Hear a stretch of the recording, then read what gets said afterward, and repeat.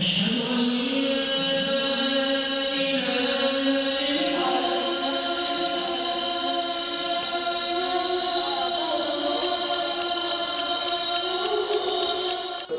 वालेकुम जी। मेरा नाम इफ़राश बिलाल है और आपको जैसा कि मैंने बताया था कि हम फ़ैसल मॉस्क आज विज़िट करने वाले हैं, तो हम फ़ैसल मॉस्क पहुंच चुके हैं। अगर मैं आपको इसकी थोड़ी सी हिस्ट्री पहले बता दूं कि आपको ये तो पता ही है कि ये हमारे लिए प्रीशियस जगह में से एक है। और जो इसकी हिस्ट्री है वो ये है कि जो सऊदी अरब के किंग थे जिनका नाम फ़ैसल अब्दुल अज़ीज़ था आई गेस पूरा, उन्होंने एज़ अ गिफ्ट फंडिंग की थी इसकी कंस्ट्रक्शन के लिए, जिसके बाद इस मॉस्क का जो नाम है वो फ़ैसल मॉस्क दिया गया था। और इसको 1986 में डेवलप किया गया था और इसको टर्किश आर्किटेक्ट्स जो थे उन्होंने डिज़ाइन किया था इसका पूरा आर्किटेक्चर। तो वो मैं आपको थोड़ा सा ओवरव्यू दे देती हूँ। जैसे ही आप मॉस्क एंटर होंगे you will have well maintained landscapes, gardens और पाथवेज़ बनाए गए हैं ताकि जो है एक पीसफुल एनवायरनमेंट क्रिएट किया जाए और नंबर ऑफ़ पीपल जो है उसमें अकोमोडेट किए जा सकें जो कि प्रेयर करना चाहते हैं जब पीक टाइमिंग्स में बहुत ज़्यादा रश हो जाता है।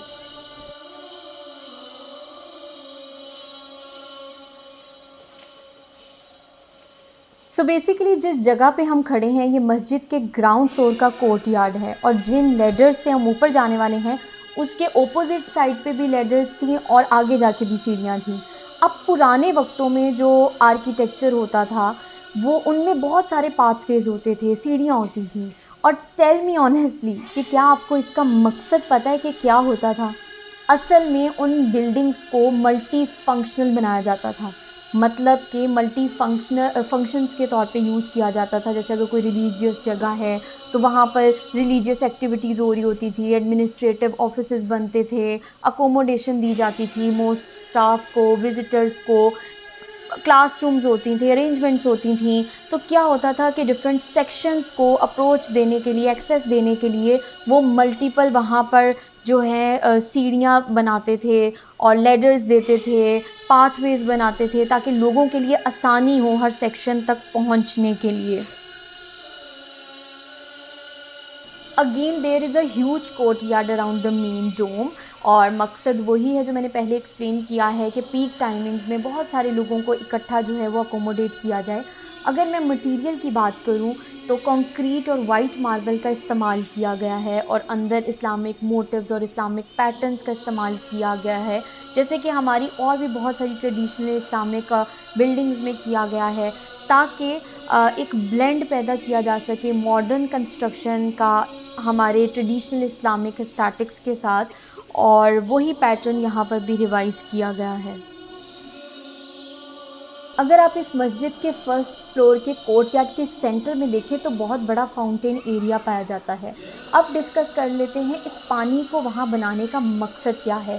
पहले के ज़माने में जो भी आर्किटेक्चर में एलिमेंट्स यूज़ किए जाते थे उनका सिंबॉलिकली कोई ना कोई मतलब होता था या फिर कोई फंक्शनैलिटी होती थी।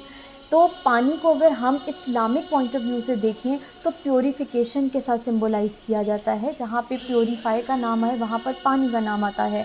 इसी तरह अगर हम देखें कि अगर कल्चरल एस्पेक्ट से हम देखें या आर्किटेक्चरल सिंबलिज़म के तौर पे भी देखें तो पहले के लोग पानी को वहाँ इस्तेमाल करते थे जब उन्होंने लग्जरी दिखानी होती थी, हॉस्पिटैलिटी दिखानी होती थी या ब्यूटी दिखानी होती थी।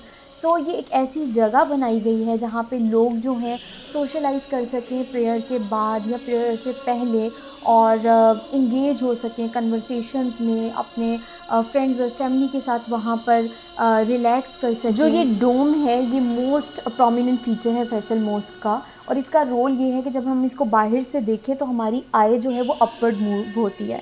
मतलब कि जो पुराने आर्किटेक्ट्स थे इसको सिंबॉलिकली यूज़ किया करते थे कि जैसे आप अर्थ पे हैं और एक कनेक्शन डेवलप कर रहे हैं अल्लाह ताला के साथ आसमान पे, ठीक है।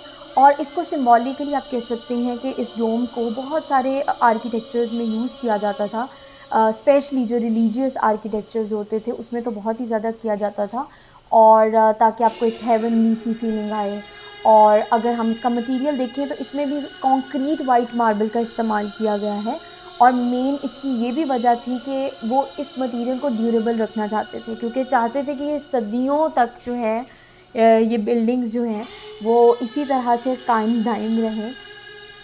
लेकिन इसके अलावा ना इसका एक फंक्शनल एस्पेक्ट भी था। इस डोम को बनाने से क्या होता था, इनका मानना ये था कि जो एयर फ्लो है वो रेगुलेट रहती है, आपका टेम्परेचर जो है मॉडरेट रहता है और कंट्रोल्ड रहता है, क्योंकि प्रेयर हॉल बहुत बड़े बड़े होते हैं और उसमें काफ़ी लोगों ने आना होता है, तो टेम्परेचर को कंट्रोल करने के लिए इस तरह से काफ़ी हाइटेड डोम बनाए जाते थे। अब हम एंट्री इसके जा रहे हैं मस्जिद के अंदर, और ये निकाह पढ़ाया जा रहा है, कोई इस तरह नहीं है कि खुतबा वगैरह नहीं दिया जा रहा।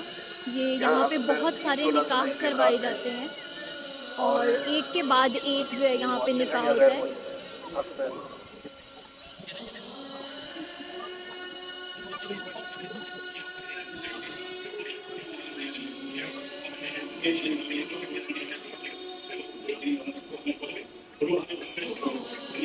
जैसे ही मैं मस्जिद के बाहर आई तो काफ़ी सारे फॉरेनर्स मौजूद थे। आई थॉट कि उनसे 2-3 सवाल करूं, मगर वो मेरा ही इंटरव्यू लेने लगे।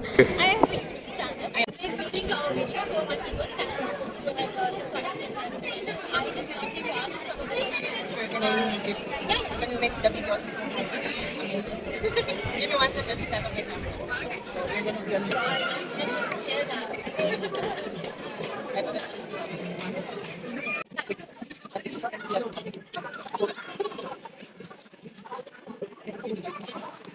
It's okay, it's okay.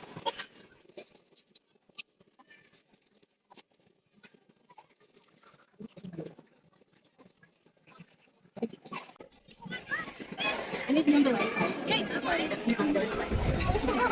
Everyone who watches Philippines should always be on the right side.